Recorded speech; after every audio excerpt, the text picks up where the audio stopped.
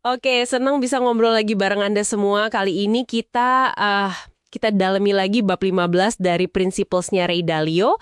Judulnya itu Gunakan Alat dan Protokol untuk Membentuk Cara Kerja Selesai. Sumbernya ya langsung dari buku itu. Nah, misi kita sekarang nih, kita mau bongkar gimana sih idenya menanamkan prinsip kerja ke dalam sistem dan alat kita sehari-hari. Tujuannya biar nggak cuma jadi omongan, tapi beneran ngubah cara kerja dan hasilnya. Agak aneh ya kedengerannya alat membentuk pekerjaan, maksudnya gimana tuh? Iya, menarik banget ini. Jadi di prinsip 15.1 itu, Dalio benar-benar nekenin pentingnya punya prinsip yang tersistematisasi, yang udah tertanam gitu di dalam alat yang kita pakai.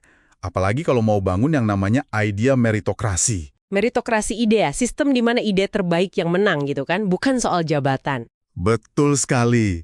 Tapi ini bukan cuma soal efisiensi, bukan cuma biar cepat kerjanya. Poin utamanya justru, gimana ya? Prinsip itu baru beneran jalan dan konsisten kalau udah jadi bagian dari sistem. Jadi udah otomatis gitu, ke-trigger sama alat atau alur kerja yang kita pakai. Udah bukan soal inget-inget prinsip lagi. Tapi udah jadi bagian dari cara kerjanya itu sendiri ya, mengalaminya langsung gitu. Nah, itu dia. Karena kan manusia itu gampang lupa, gampang bias, jadi perlu semacam pengingat otomatis. Oke, oke. Terus gimana mekanismenya? Gimana alat ini bisa memaksa kita ikutin prinsip? Nah, ini yang seru. Coba bayangin aja, ada alat digital yang kerjanya ngumpulin data terus-menerus. Data soal apa aja yang penting di kerjaan kita. Projek, keputusan, interaksi tim, gitu-gitu. Oke, data dikumpulin. Terus? Terus, ada algoritma.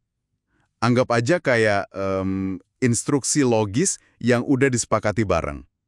Algoritma ini ngolah data tadi.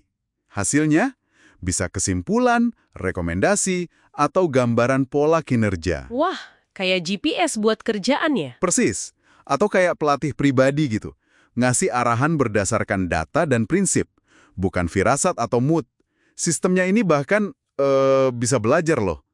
Dia lihat mana langkah yang bagus, mana yang kurang. Terus dipakai buat perbaikan. Oke, jadi kayak punya asisten super pinter yang jagain kita tetap di jalur prinsip ya?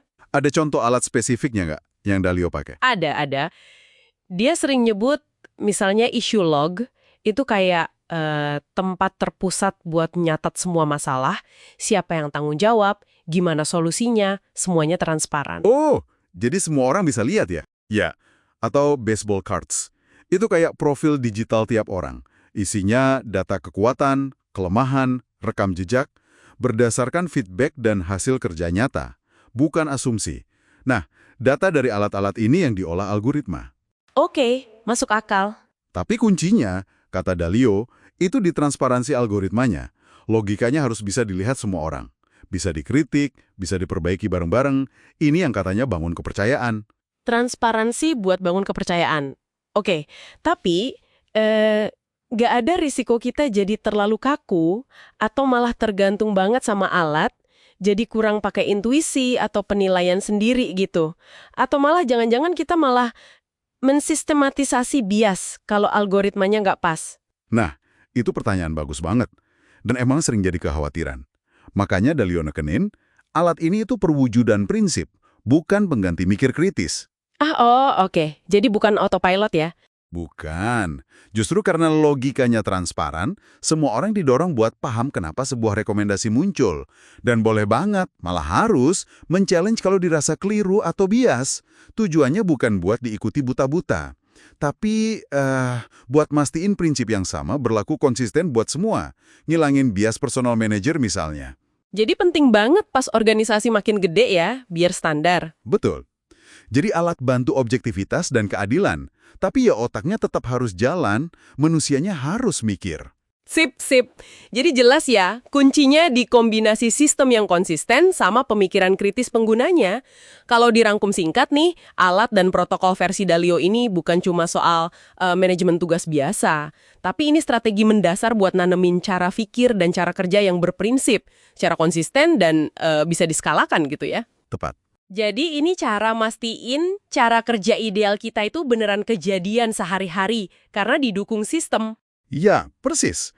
Dan ini mungkin jadi bahan refleksi juga ya buat Anda yang dengerin. Coba pikirin deh, prinsip inti apa sih yang paling penting buat Anda? Yang pengen Anda pastikan jalan terus secara konsisten. Entah di kerjaan, atau mungkin di kehidupan pribadi juga bisa kan? Pertanyaan bagus tuh. Nah, terus coba pikirin lagi, ada nggak sih alat atau protokol sederhana, bisa jadi cuma checklist harian, atau log buat nyatet keputusan penting, atau jadwal rutin yang bisa Anda mulai pakai, buat bantu nanemin dan nguatin prinsip itu di keseharian Anda. Ya, sesuatu buat direnungkan lah.